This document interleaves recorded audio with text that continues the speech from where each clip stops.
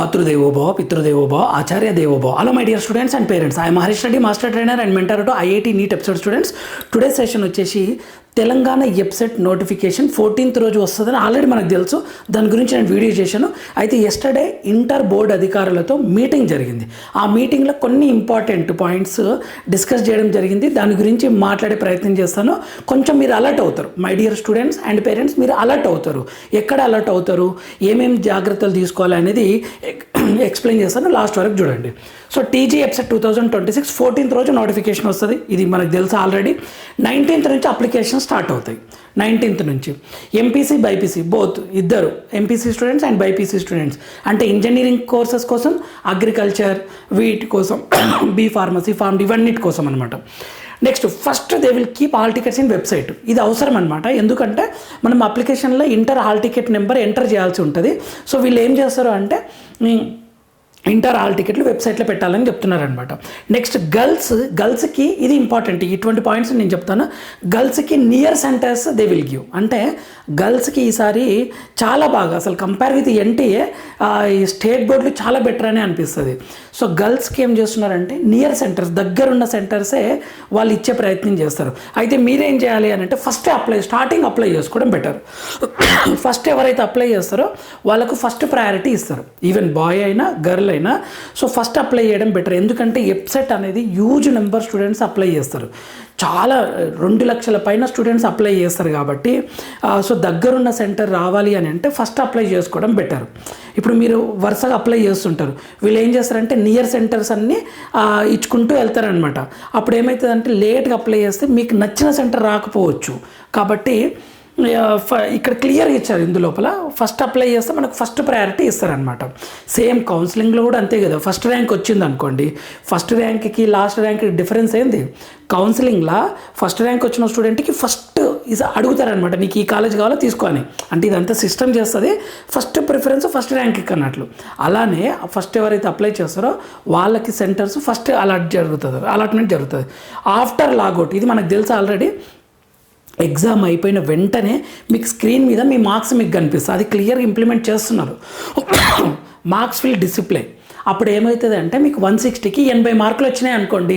అప్పుడు అందరు students full happy ఉండొచ్చు. ఎందుకంటే 10,000 బిలో ర్యాంక్ వస్తుంది, నేను ఫ్రీగా బీటెక్ చేయొచ్చు, ట్యూషన్ ఫీజు ₹1 కట్టాల్సిన అవసరం లేదు అని చెప్పేసి. 40-50 మార్క్స్ వచ్చినాయి అనుకోండి, అలర్ట్ అవుతారు స్టూడెంట్స్.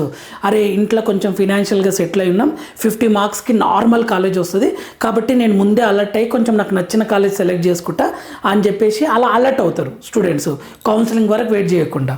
సో ఇది మార్క్స్ విల్ డిసిప్లే జరుగుతుంది. ఇది బిట్సాట్ లాగానే అనమాట. ఇది మనకు ప్లస్ పాయింట్ ఆల్రెడీ చెప్పాను.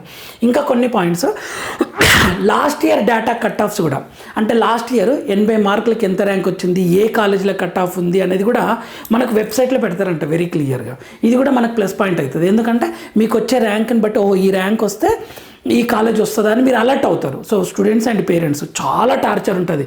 స్టూడెంట్స్కి పేరెంట్స్కి కౌన్సిలింగ్ అయిపోయి కాలేజీలో జాయిన్ అయినంత వరకు చాలా టెన్షన్ ఉంటుంది. కాలేజ్ ఎలా ఉంటుంది, డిస్టెన్స్ ఎంత దూరం, హాస్టల్, సీనియర్స్ ఎలా ఉంటారు, ర్యాగింగ్ ఉంటుందా, ఇవన్నీ చాలా టెన్షన్స్ ఉంటాయి.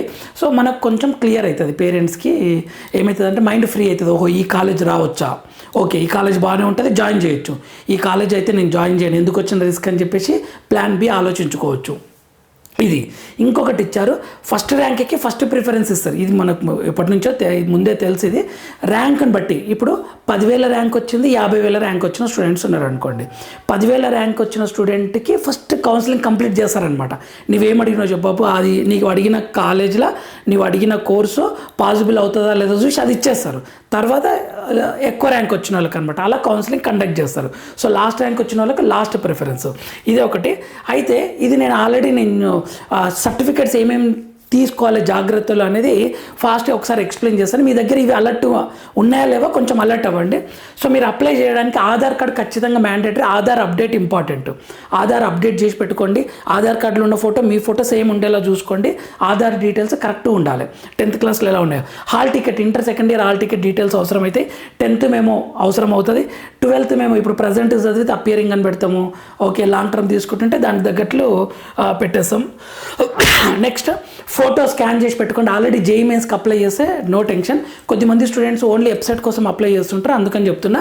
ఫోటో స్కాన్ చేసి పెట్టుకోండి. వైట్ బ్యాక్గ్రౌండ్ ఉంటే బెటర్. అండ్ చాలా ఎక్కువ ఫొటోస్ తీసి పెట్టుకోండి. కొన్ని ఒక 100 ఫొటోస్ అలా తీసి పెట్టుకోండి, ఎందుకంటే కౌన్సిలింగ్ టైంలో కూడా ఉపయోగపడుతుంది. నెక్స్ట్ సిగ్నేచర్ కూడా స్కాన్ చేసి పెట్టుకోండి మై డియర్ స్టూడెంట్స్. మీ టైం వేస్ట్ కాదనమాట. నోటిఫికేషన్ వచ్చినాక ఇవన్నీ మీ దగ్గర ఉంటే టైం వేస్ట్ కాదు. తర్వాత signature. Okay, next open category వాళ్ళకు నో క్యాస్ట్ సర్టిఫికేట్ అంటే ఏముండదు. ఇది చాలా ఇంపార్టెంట్. బీసీ స్టేట్లో మనకు BCA, BCB, BCC, BCD, BCE అని ఉంటుంది. సో ఈ బీసీ సర్టిఫికేట్లు మీ దగ్గర ఖచ్చితంగా ఉండాలి. అప్లికేషన్ టైంలోనే ఎంటర్ చేసి ఉండాలి. కొద్దిమంది నేను కౌన్సిలింగ్ టైంలో ఎంటర్ చేసే ప్రాబ్లం అవుతుందా అని అంటారు. ఎగ్జామ్ టైంలోనే మీరు ఖచ్చితంగా ఎంటర్ చేసి పెట్టుకోవడం సేఫ్గా. క్యాస్ట్ సర్టిఫికేటు, బీసీ సర్టిఫికేటు, తర్వాత ఈడబ్ల్యూఎస్ సర్టిఫికేట్. ఈడబ్ల్యూఎస్ సర్టిఫికేట్ కూడా 2 years బ్యాక్ ఉంటే కుదరదు, ఈ 1 year లోపలనే ఉండాలన్నమాట. సో ఈడబ్ల్యూఎస్ కూడా, సరే ఈడబ్ల్యూఎస్ రిజర్వేషన్, ఓసీ రిజర్వేషన్ సేమే అంటారు కదా, ఇప్పుడు అవసరమా అని అనుకోకండి. ఈడబ్ల్యూఎస్ బెనిఫిట్ ఈడబ్ల్యూఎస్కి ఉంటుంది, ఖచ్చితంగా మీరు తీసుకోండి ఈ reservation certificate. Next SC ST certificate కూడా. ఎస్సీ ఎస్టీ సర్టిఫికేట్ చాలా చాలా ఇంపార్టెంట్. వీటి నెంబర్ ఎంటర్ చేయాల్సి ఉంటుంది. నెక్స్ట్ ఎవరికైనా పిహెచ్ ఉంటే యూడిఐడి అని ఉంటుంది. ఆ యూడిఐడి లేకుంటే యూనిక్ డిజబిలిటీ ఐడి కార్డ్ అని ఉంటుంది. యూడిఐడి లేకుంటే మీరు సర్టిఫికేట్, మీ డిజబిలిటీ సర్టిఫికేట్ ఉంటుంది కదా, దాని నెంబర్ అయినా యూజ్ అవుతుంది. ఇవన్నీ తీసి పెట్టుకోండి జాగ్రత్తగా. ఇంకొకటి యూడిఐడి విషయంలో కొంచెం జాగ్రత్త ఉండండి. ఏమవుతుందంటే మీరు కొంచెం డాక్టర్ దగ్గర మాట్లాడి కొంచెం ఎక్కువ డిజబిలిటీ రాపించుకున్నారు అనుకోండి, కౌన్సిలింగ్ టైంలో వాళ్ళు చెక్ చేస్తారు, అప్పుడు వాళ్ళు జెన్యున్గా రాస్తారనమాట. ఇప్పుడు ఎక్కువ తర్వాత తగ్గిస్తే మీకు సీట్ క్యాన్సిల్ అయ్యే ప్రమాదం ఉంటుంది, కొంచెం జాగ్రత్త ఉండండి ఇక్కడ. నెక్స్ట్ ఆ రిజర్వేషన్ బట్టి మనకు సీట్స్ ఉంటాయని తెలుసు కదా, రిజర్వేషన్ బట్టి. దీని గురించి నేను తర్వాత ఒక వీడియో చేస్తాను.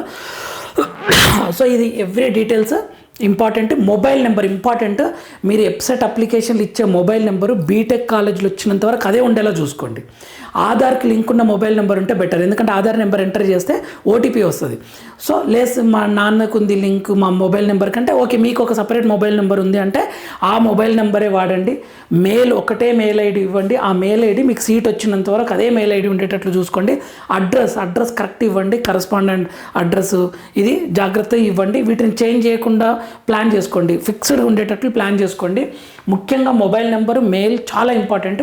అకౌంట్ మీరు అప్లికేషన్ నుంచి ఒకే అకౌంట్ నుండి పే చేసే ప్రయత్నం చేయండి, ఎందుకంటే మీరు కాలేజ్ టు కాలేజ్ చేంజ్ అయినప్పుడు ఆ రిఫండ్ అదే అకౌంట్లోకి వస్తుంది. ఇప్పుడు ఒక కాలేజీలో 1,60,000 కట్టి ఒక కాలేజీలో సీట్ వచ్చింది, సెకండ్ రౌండ్లో 90,000 ఉన్న కాలేజీలోనే సీట్ వచ్చింది అనుకో, అప్పుడు మీకు రిమైనింగ్ అమౌంట్ రావాలి కదా, అప్పుడు ఏ అకౌంట్ నుంచి పంపిస్తారో ఆ అకౌంట్లోకి పడిపోతాయి అనమాట.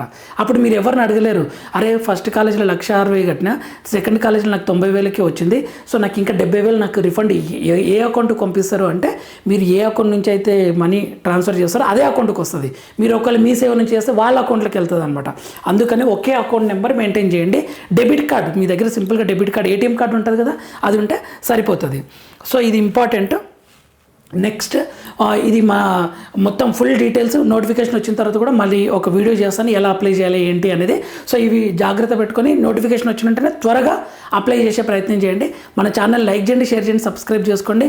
మన ఛానల్ మీకు కావాల్సిన ఇన్ఫర్మేషన్ ఈజీగా ఎక్స్ప్లెయిన్ చేసే ప్రయత్నం చేస్తుంది. ఎటువంటి మెంటర్షిప్ ఉండదు.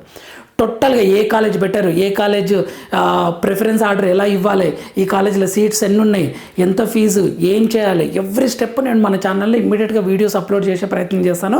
సో జస్ట్ ఫాలో అవుతుండండి, లైక్ చేయండి, షేర్ చేయండి, సబ్స్క్రైబ్ చేసుకోండి. మీరు ఇచ్చే లైకే మన ఛానల్కి పెద్ద బూస్ట్, చాలా చాలా హెల్ప్ అవుతుంది మన ఛానల్కి. సో ఇది మన ఛానల్, మన కోసం my dear students and parents. So ఎటువంటి ఫీజు, మెంటర్షిప్ ఫీజు అంటూ ఎటువంటిది ఉండదు, clearly promise from our channel. So like చేయండి, షేర్ చేయండి, సబ్స్క్రైబ్ చేసుకుని నెక్స్ట్ వీడియోలో మనం మళ్ళీ కలుద్దాం. అంతవరకు మాతృదేవోభవ, పితృదేవోభవ, ఆచార్య దేవోభవ. జాగ్రత్తగా బోర్డ్ ఎగ్జామ్స్ ప్రిపేర్ అవ్వండి, మంచి పర్సంటేజ్ తెచ్చుకోండి. ఎందుకంటే ఒక్కొక్కసారి వెబ్సైట్లో అన్ఫార్చునేట్లీ హెల్త్ బాగాలేక క్వాలిఫై కాకుంటే మీ బోర్డ్ ఎగ్జామ్ మార్క్స్ని బట్టి కూడా కాలేజీలతో మాట్లాడి కౌన్సిలింగ్ కన్వీనర్ ఫీజు ఎంత ఉందో దాంతో జాయిన్ అయ్యే అవకాశాలు ఉంటాయి.